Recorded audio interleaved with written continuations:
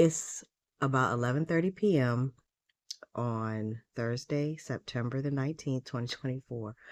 And I am watching the replay of Oprah's town hall Zoom, interview with Kamala Harris. I said her name right because I've heard it so many times in the last hour. And I haven't even finished watching it.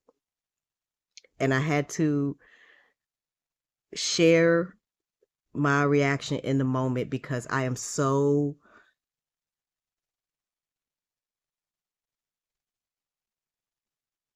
in awe. I'm almost afraid to watch how she's going to respond to this question right now.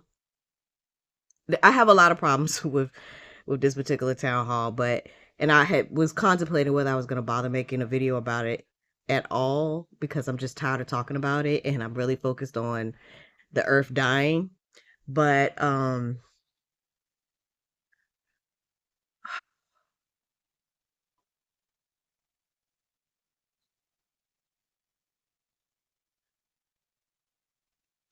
it seems as though so far the only thing that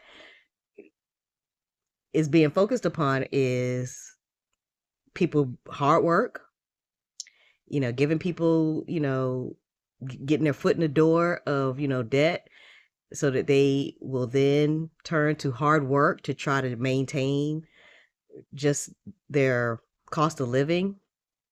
And then death.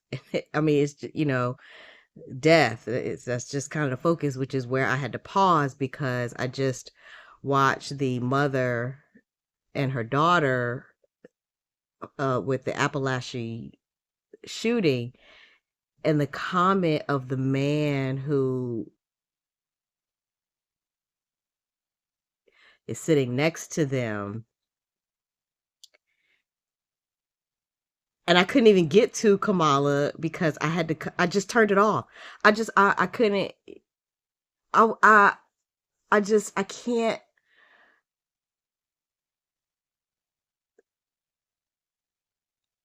This is what I mean, y'all. People who, I mean, they're dead. I mean, they just, you can see the suffering, someone's suffering, and not feel compelled to do something to stop it. And I'll go back and I'll watch it again because maybe I was just too emotional, seeing the daughter finally. I mean, I don't even know how. I just applaud them for being able to be on national television in this way. There's no way I would be able to do it and keep myself together. I just wouldn't.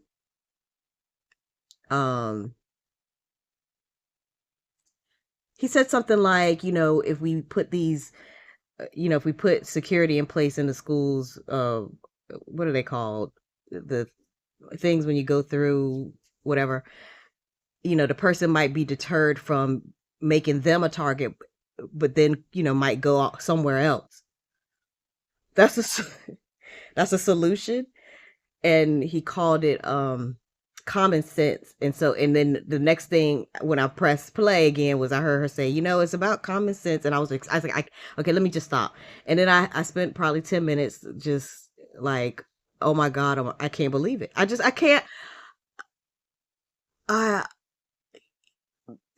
And so then I had to try to make sense of it. And I said, maybe they're trying to set her up or, trying to give her give her hard scenarios so that she could, to see how honestly she'll answer. But I guess the point of me making this video is to say to people, I had given people the challenge back in August when they announced that there was going to be a debate between Trump and Kamala in September to start working on creating the list for their individual homes and what it is you see as the barriers to you being able to achieve the goals that you set for yourself within your own homes and then within your own communities and so on and so forth. And then listen to the debate and see if the things that come up will address the concerns that you have so that you have a more realistic perspective on how to view politics.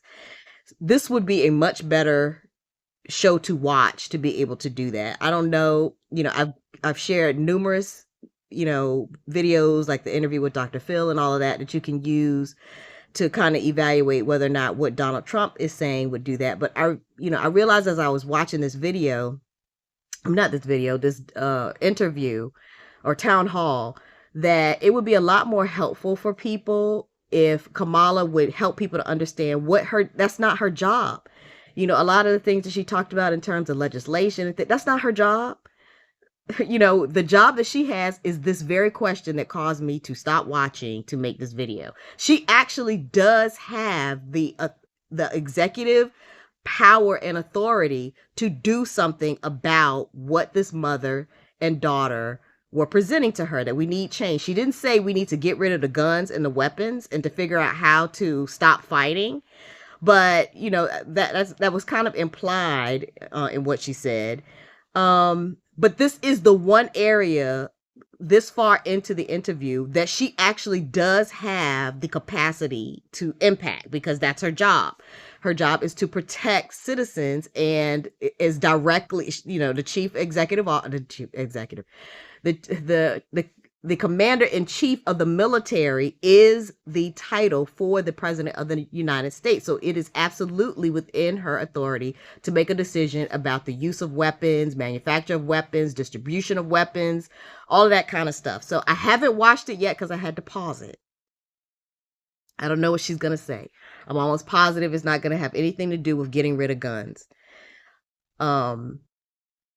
But if you are watching this video and you have not watched the town hall, I will link it in the description, because I can do that since I'm recording this, so that you can go and watch it. And hopefully, if you have taken on the task of creating your family's vision, that you can watch this objectively and really evaluate exactly what I've been telling you, because the choice now is not Democrat, Republican, black, white.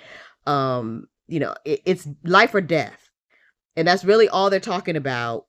Up until this point, it's only been life, severely oppressed, where, you're given things to be able to live, but then you have to work hard. Hard work is sort of the direction they're going in. And then death. And kind of looking at what we can do relative to, that's all they're talking about. I don't live in the reality that they're talking about here. Obviously, I'm focused on a lot of other issues than these things that they want to legislate and make laws into. I'm focused on getting rid of people who do not want to live in a paradise worldwide, where 100% of the people agree to do no intentional harm 100% of the time, and where 100% of the children, their biological parents and families, are safe, protected, healthy, and happy. Period. No compromises.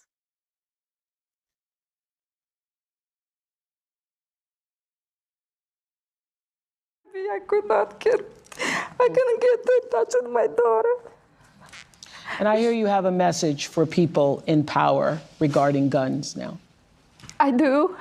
I want to finish that story because no parent should go through this. I want to just finish what, Yes, the experience. You do not know what feels until it's you. Yes. All those numbers that you show on the TV, Yes. A lot of people there here are mothers. What are we doing about this?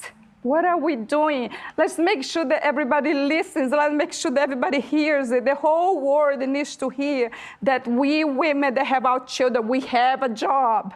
That job is to protect our children. That job is to protect our nation. That job is to protect our country. We cannot leave. We cannot let that go on. We have to stop it. Where I was asking earlier, where are those people? All the shooting, where are they? They needed to make a noise. I'm ready to make a noise about this, and I'm ready to stop it, because no one knows what feels when you can't find your child, when you call her and you call her, she's not answering. When I went through it, it's just me that knows it. And I'm so sorry for those that lost, the child actually died. I can actually hug my child. My child is here, and I gave all this praise to the Lord.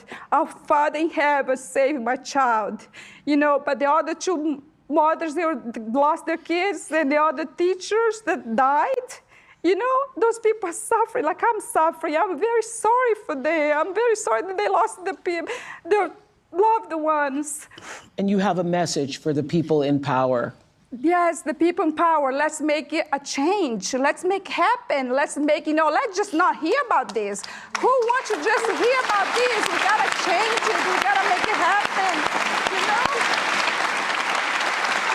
And Doug, I hear you're not a registered Democrat, but you now say it doesn't matter what side of the aisle you're on when it comes to this issue. What change do you want to see now that it has affected your family?